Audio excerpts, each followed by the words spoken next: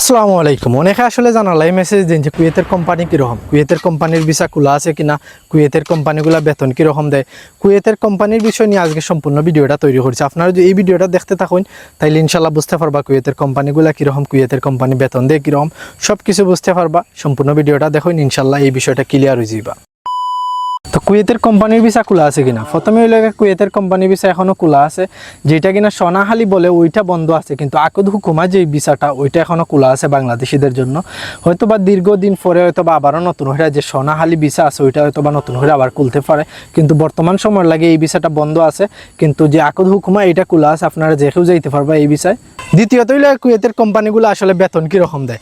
আকদ হুকুমা যে এই কোম্পানিগুলো আসলে এগুলার বেতন হইলে 75 দিনার লেখা থাকে, কিন্তু বাস্তবে তারা আসলে 60 টাকা বা 60 দিনার দেয়। আমি নিজেও আছিলাম আসলে একটা আকদ হুকুমা কোম্পানিতে প্রায় 5 থেকে 6 বছরের মতো। তো আমার বেতনগুলো সবসময় 60 দিনার আইছে, কিন্তু আমি যে কোম্পানিতে ছিলাম এই কোম্পানি আসলে ছুটির টাইমে হিসাব দেওয়ারও কথা ছিল, কিন্তু আমি ফিনিশ হয়ে আইছি। তারপরে আমার আসলে তারা হিসাব দিছে না, বিভিন্ন কারণ দেখাইয়া বলছে যে আমার হিসাবগুলো নাকি খাটি গেছে বা আমার আকামা লাগাইতে টেকা লাগছে হ্যানতেন। তো আকদ হুকুমা বিষয় সবচেয়ে ভালো হইব যে না যাওয়া, কারণ আকদ হুকুমা বিষয় সবসময় আসলে কুয়েতের মধ্যে বেতনও কম দেয় বা সরকারি যে সুযোগ সুবিধাগুলো আছে এগুলো আসলে পাওয়া যায় না।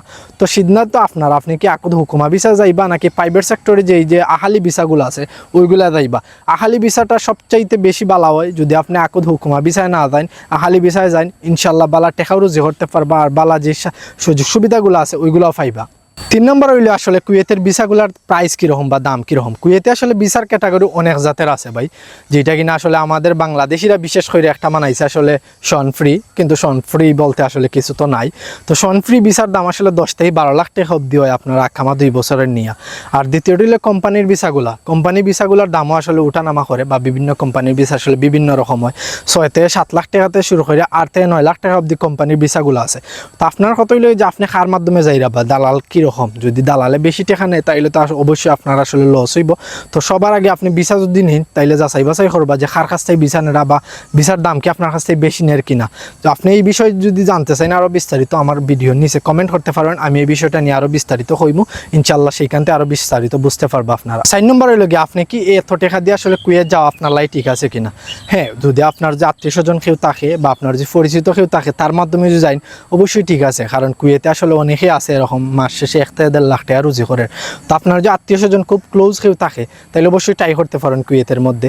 আর সবচেয়ে বড় হতে হইলে আপনি খাদিম ফ্রি ভিসা যদি যান, খাদিম ফ্রি বলতে আসলে কিচ্ছু নাই, এই ভিসায় যদি যান আসলে আপনার কপালে হয়তো বা দুঃখ থাকতে পারে, হয়তো বা যাওয়ার 1 মাসের ভিতরে হয়তো বা আপনারা আবার দেশও আইতে পারে। তো এই বিষয়গুলো মাথায় রেখে অবশ্যই কুয়েতে যাওয়ার জন্য আসলে সিদ্ধান্ত নিবা।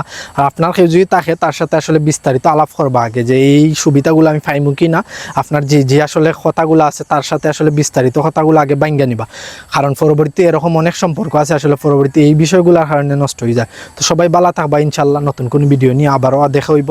আর যারা আসলে কোন জায়গাতে দেখরা সবাই আসলে ভিডিওর নিচে কমেন্ট করে জানাইবা। আসসালামু আলাইকুম।